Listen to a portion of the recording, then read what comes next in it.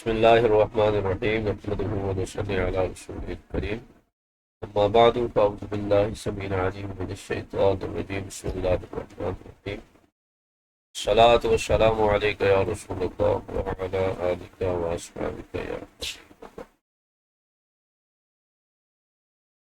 در مختار کتاب الوضو lecture number 4۔ آج کی گفتگو کا آغاز ہے ایک لفظ سے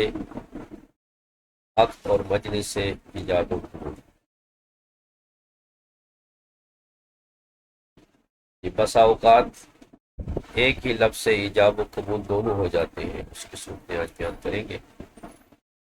ایک لفظ سے بیع کا انعقاد، عام طور پر بیع کے لیے ایجاب و قبول دو الگ اقوال ضروری ہے، لیکن استثناء ہے قاضی کے لیے، وصی کے لیے جس کے لیے وصیت کر کے گیا، اور والد اگر اپنے نابالغ بچے کی چیز خود خریدیں یا اپنی چیز اسے بیچیں تو صرف ایک لفظ سے بھی بیع مکمل ہو جائے۔ وجہ کیا ہے کہ ان رشتوں میں شفقت تامہ یعنی وفور شفقت پائی جاتی ہے، اس لیے ان کا یہ ایک ہی بیان دو بیانات کے قائم مقام ہوتا ہے۔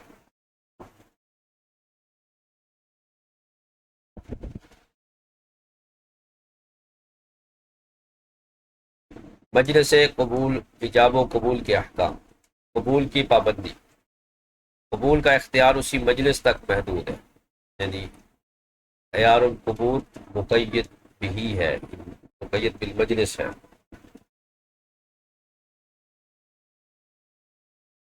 تفریق صفقہ کی ممانعت، خریدار کو پورا مبیع پوری قیمت کے ساتھ وصول کرنا ہوگا یا بالکل چھوڑنا ہوگا۔ سودا ٹکڑوں میں تقسیم نہیں ہو سکتا، یعنی جو چیز بیچی جا رہی ہے یا خریدی جا رہی ہے اگر وہ ایک ہی سودے میں بیچی جا رہی ہے تو اس کو مزید کئی سودوں میں تقسیم نہیں کر سکتے، اسے کہتے ہیں تفریق صفقہ۔ ایجاب کب باطل ہوتا ہے؟ نمبر 1، قبول کرنے سے پہلے ایجاب کرنے والا رجوع کر دے تو ایجاب باطل ہو گیا، یعنی جس نے ایجاب کیا، آفر دی، چاہے وہ بیچنے والا ہے یا خریدنے والا ہے، وہ اپنی آفر سے رجوع بھی کر سکتے ہیں، لیکن کب تک؟ جب تک دوسرے نے قبول نہیں کر لیا۔ اگر قبول کر لیا تو اب وہ رجوع نہیں کر سکتے۔ دونوں میں سے کوئی ایک مجلس سے کھڑا ہو جائے، اگرچہ ابھی گیا نہیں ہے، یعنی مجلس میں ہی ہے لیکن اس نے اس کام سے اعراض کر لیا، اٹھ گیا، تو یہ بھی ایجاب باطل ہوتا ہے۔ اس دو صورتوں سے ایجاب باطل ہو جاتا ہے، یا تو اپنے ایجاب سے رجوع کر لے یا دونوں میں سے کوئی ایک مجلس سے اٹھ جائے تو ایجاب جو تھا، آفر جو تھی، وہ باطل ہو جائے گی۔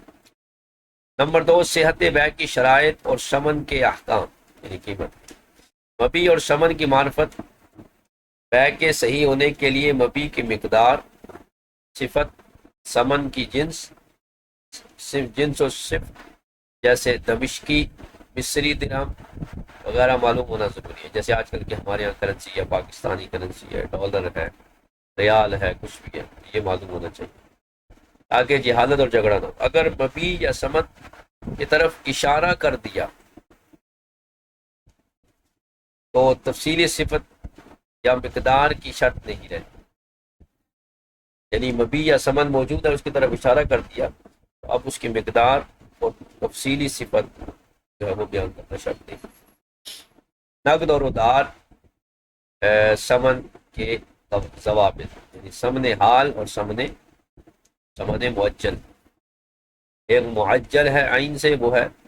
بالفور، وہ حال والا ہے، اور ایک معجل ہے جو تاخیر سے کیا جائے گا، عدت طلب۔ قیمت کی قسم، شرعی حکم اور تفصیل و استثناء۔ ثمن حال یعنی نقد رقم جائز اور اصل ہے، نقد کے بعد فوراً ادائیگی لازم ہے، یعنی ثمن دے گا تو فوراً مبیع حوالے کر دیا جائے۔ ثمن معجل ادھار جائز ہے، وقت کا معلوم ہونا شرط ہے، جیسے 1 مہینہ یہ ہو جائے گا۔ نامعلوم وقت جیسے کٹائی کا وقت، یعنی پیسے تب دوں گا جب کٹائی کریں گے، تو اب یہ نامعلوم ہے کب ہوگی، تو اس سے بیع فاسد ہو جائے گی۔ تو ادھار میں اگر وقت معلوم ہو ادھار کا کہ ادھار کب دینا ہے تو ویسے ہی ہے، اور اگر وقت معلوم نہ ہو تو فاسد ہے۔ نمبر 3، رائج الوقت کرنسی کا بند ہونا، مسئلہ کساد یعنی کساد بازاری۔ جب حکومت رائج الوقت کرنسی بند کر دے،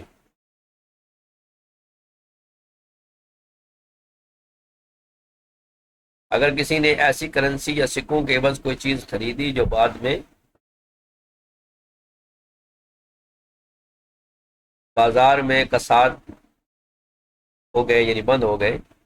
اور حکومت نے ان کی جگہ نئے سکے جاری کر دیے تو شرعی حکم درجہ ذیل ہوگا۔ جیسے ہمارے یہاں نوٹ چینج ہوتے رہتے ہیں، اس کا حکم بیان کرتے ہیں۔ خریدار پر مبیع کے دن کی مالیت سونے کے حساب سے ادا کرنا لازم۔ حاکم وقت پرانے سکوں کا فیصلہ نہیں کر سکتا کیونکہ سلطان نے اس کے استعمال پر پابندی لگا دی ہے، یعنی قاضی وغیرہ پرانے سکوں پر فیصلہ نہیں کر سکتے۔ اس صورت میں نئی چاندی یا نئی کرنسی کی قیمت دینا لازم نہیں ہوگا بلکہ صرف یوم بیع کے سونے کی مالیت کا اعتبار ہوگا۔ اس وقت سونا جب یہ بیع ہوئی تھی تو کیا ریٹ تھا، اس حساب سے قیمت دی جائے گی۔ اس کے بعد آگے ڈھیر اور ناپی جانے والی اشیاء کی بیع کی کمی بیشی کا ہوگا۔ بیع کے وقت طے شدہ مقدار سے کمی بیشی ظاہر ہونے کا نقشہ۔ غلے کا ڈھیر مکیلی یا موزونی ہے۔ کمی کی صورت میں خریدار موجودہ حصہ اتنی ہی رقم اتنی حساب کی قیمت میں لے سکتا ہے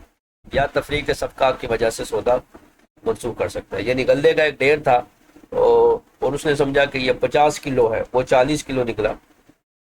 تو یا تو 40 کلو کی قیمت دے کر اسے لے لے، یا اس نے اگر 50 کلو ہی لینا ہے تو 50 کلو اب نہیں ہے، اس کی آفر یا اس کی خواہش کے مطابق نہیں تھا، لہٰذا تفریق صفقہ کی وجہ سے وہ سودا کینسل کر سکتا ہے۔ اور اگر وہ زیادہ نکل آیا تو زیادہ بیچنے والے کا ہوگا، یعنی 50 کلو سے چاہیے تو وہ 60 کلو ہے تو 50 کلو ہی ہوگا اور باقی 10 کلو جو ہے وہ بائے کا ہوگا، کیونکہ عقد ایک معین مقدار پر ہوا تھا اور وہ تھا 50 کلو۔ کپڑا یا زمین مزروع یعنی جو ناپی جاتی ہے، تو کمی کی صورت میں خریدار کو اختیار ہے چاہے تو پوری طے شدہ قیمت میں ہی وہ چیز لے لے یا سودا چھوڑ دے۔ یعنی زمین خریدنی ہے، کسی نے کہا جی 1 کنال ہے اور ناپی تو کنال سے کم ہے، تو اب اس کے پاس اختیار ہے، چاہے تو اسی قیمت پر وہ 1 کنال جگہ لے لے جو کم ہے، ٹھیک ہے، یا پھر کم ہونے کی صورت میں اسے سودا چھوڑنے کا بھی اختیار ہے، یعنی وہ اس بیع کو ختم بھی کر سکتا ہے، لیکن ریٹ کم نہیں کر سکتا چونکہ زمین کے لیے یہ اوصاف ہیں، ایک مرلہ ہونا یا 1 کنال ہونا، لہذا اوصاف کے مطابق قیمت نہیں ہوگی، لہذا اس کے پاس آپشن یہ ہے یا تو پوری قیمت سے اس زمین کو لے لے جو پوری کنال نہیں ہے مثال کے طور پر، یا پھر اس میں وہ کیا کرے گا، کیونکہ کنال نہیں ہے اور اس نے پورے کنال کے پیسے دینے ہیں تو وہ سودے کو منسوخ کر سکتا ہے، کینسل کر سکتا ہے، لیکن رقم میں کٹوتی نہیں کر سکتا۔ زیادتی کی صورت میں اگر وہ زمین 1 کنال سے زیادہ نکل آئی تو خریدار کو بغیر کسی اضافی قیمت اور بغیر اختیار کے وہ پوری چیز مل جائے گی، قیمت نہیں بڑھے گی، یعنی اگر زیادہ نکل آئی ہے تو وہ بھی اسی کی ہے، کیونکہ یہ بات ہو چکی ہے کہ زمین کے جو پیمائش ہے، پیمائش اس کے اوصاف ہیں اور ان اوصاف کے مقابل قیمت نہیں ہوتی۔ اہم نکتہ، اگر کپڑا یا زمین میں یہ صراحت طے ہو کہ ہر گز 1 درہم کا ہے تو پھر کمی بیشی کی صورت میں حساب جو ہے نا وہ پرائس پر ہوگا، یعنی اگر یوں کہا نا کہ یہ 1 کنال جگہ ہے اور ہر ایک مرلہ جو ہے وہ 5-5 لاکھ کا ہے، اب اگر 20 مرلے نکل آئے 1 کنال تو وہ ہی جو ہے وہ خریدار کو ملے گی، اگر کم ہوئے تو قیمت بھی کم ہو جائے گی، اور اگر 21-22 مرلے ہو گئے تو وہ 21-22 مرلے کی قیمت دے گا۔ لیکن اگر اوورآل اس نے بولا بغیر ایک مرحلے کی وضاحت کیے کہ یہ 1 کنال ہے تو یہ اتنے لاکھ کا، یہ اتنے کروڑ کا ہے، تو اس میں پھر قیمت میں کمی بیشی نہیں ہوگی، اگر وہ زمین زیادہ نکلے یا کم نکلے بہر صورت وہ خریدار ہی کی ہوگی۔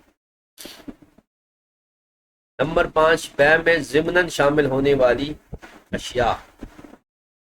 توابع بیع۔ قاعدہ کلیہ یعنی جنرل رولز کیا ہے؟ قاعدہ نمبر 1، ہر وہ چیز جو عرف و رواج میں مبی کے نام میں شامل ہو وہ بغیر ذکر کے مبی میں داخل ہو جاتی ہے۔ ہر وہ چیز جو عرف و رواج میں مبی کے نام میں شامل ہو وہ بغیر ذکر کے بھی بیع میں داخل ہو جاتی ہے، یعنی عرف میں جسے مبی شمار کیا جاتا ہے تو بیع میں اس کا نام نہ بھی لیا جائے